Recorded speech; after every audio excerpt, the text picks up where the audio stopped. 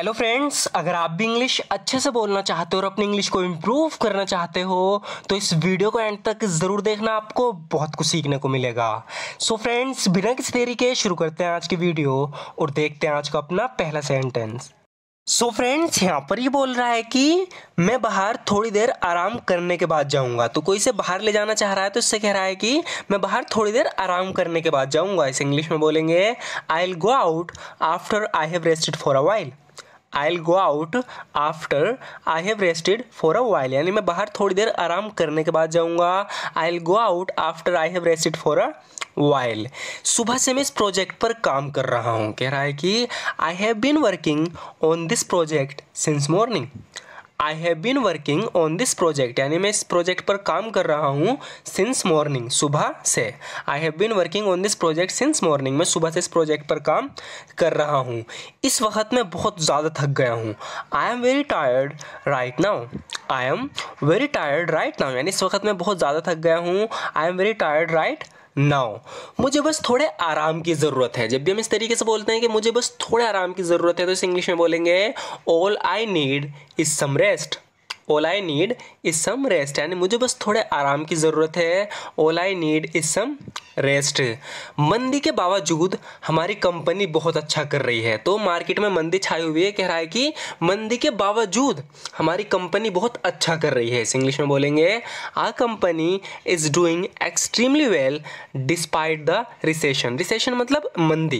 कह रहा है कि our company is doing extremely well despite the recession. मंदी के बावजूद हमारी कंपनी बहुत अच्छा कर रही है। Our company is doing extremely well despite the recession. हमारी मेहनत रंग ला रही है। इस इंग्लिश में बोलेंगे our hard work is paying off. Our hard work is paying off, यानी हमारी मेहनत रंग ला रही है। रंग ला रही है मतलब जो हमने मेहनत की थी उसका हमें फल मिल रहा है। Our hard work is paying off, हमारी मेहनत रंग ला रही है। इस साल हमें $1 अरब का फ़ायदा हुआ। कह रहा है कि we made a profit of $1 billion this year. We made a profit of $1 billion this year, यानी इस साल हमें $1 अरब का फ़ायदा हुआ। We made a profit of $1 billion this year. लंबी बहस के बाद आखिरकार मैंने उसे कैंपिंग के लिए राजी कर लिया। यहाँ पर ये कह रही कि after a long argument I finally persuaded her to go camping. After a long argument I finally persuaded her to go camping. कह रही कि लंबी बहस के बाद आखिरकार मैंने उसे कैंपिंग के लिए राजी कर लिया। तो राजी करने के लिए हमने यूज़ किया है परसुएटेड का। After a long argument I finally persuaded her to go camping. तो ये कह रहा है कि तुमने उसे ऐसा करने के लिए कैसे मना लिया। How did you convince her to do that. How did you convince her to do that, यानी तुमने उसे ऐसा करने के लिए कैसे मना लिया। How did you convince her to do that. उसने कहा था चाहे जो हो जाए मैं कैंपिंग के लिए नहीं जाऊंगी। She said no matter what happens I wouldn't go camping. She said no matter what happens I wouldn't go camping. कह रहा है कि उसने कहा था, इसलिए हमने यहाँ वुड का यूज़ किया है जब बात पास्ट की चल रही है। उसने कहा था चाहे जो हो जाए। She said no matter what happens मैं कैंपिंग के लिए नहीं जाऊँगी। I wouldn't go camping. वो घर से बिना मेकअप किए नहीं निकलती। यहाँ पर ही किसी लड़की के बारे में कह रहा है कि वो घर से बिना मेकअप किए नहीं निकलती। तो इसे इंग्लिश में बोलेंगे she never leaves her house without first putting on makeup. तो मेकअप करने के लिए हम पुट ऑन का यूज़ भी करते हैं और वेयर का यूज़ भी करते हैं। तो यहाँ पर ही कह रहा है कि she never leaves her house without first putting on makeup, यानी वो घर से बिना मेकअप किए नहीं निकलती। She never leaves her house without first putting on makeup. आगे कह रहा है कि वो बहुत मेकअप करती है। She wears a lot of makeup. She wears a lot of makeup, यानी वो बहुत मेकअप करती है। She wears a lot of makeup. वो ऐसा क्यों करती है। यहाँ पर ये कह रहा है कि why does she do that. Why does she do that, यानी वो ऐसा क्यों करती है। Why does she do that. वो तो बिना मेकअप किए भी अच्छी दिखती है। Even without makeup she looks pretty. Even without makeup she looks pretty, यानी वो तो बिना मेकअप किए भी अच्छी दिखती है। Even without makeup she looks pretty. Football खेलते समय मेरे पैर में चोट लग गई थी। कह रहा है कि I had my leg hurt while playing football.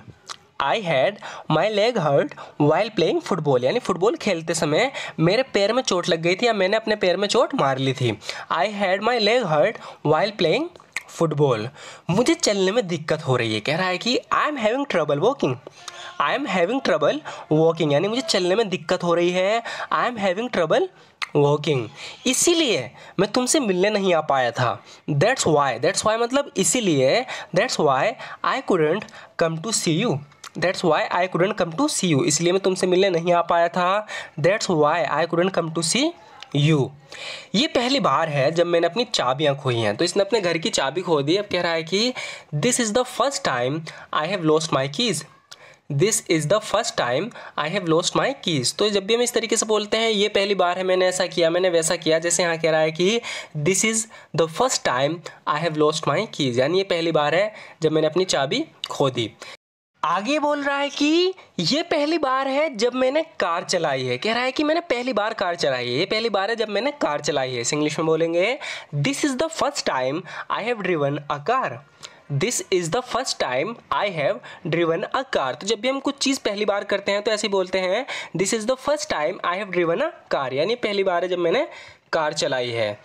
मैंने तुम्हें इस झंझट में नहीं डाला, ये इस पर इल्ज़ाम लगा रहा है कि तुम्हारी वजह से मैं झंझट में पड़ा हूँ, यानी तुमने मुझे झंझट में डाला।